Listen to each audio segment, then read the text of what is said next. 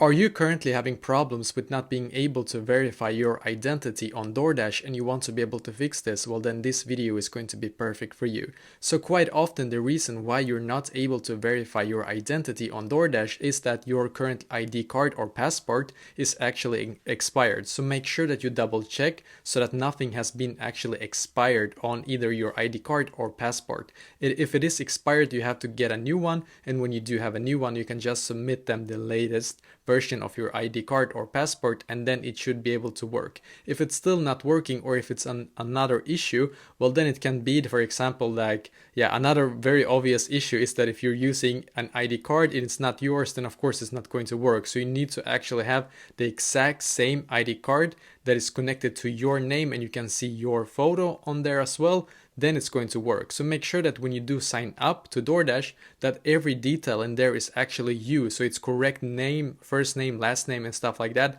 so that everything actually is correct to that ID card that you have. And then you can try again, basically. That could also be a mistake that a lot of people unfortunately do make.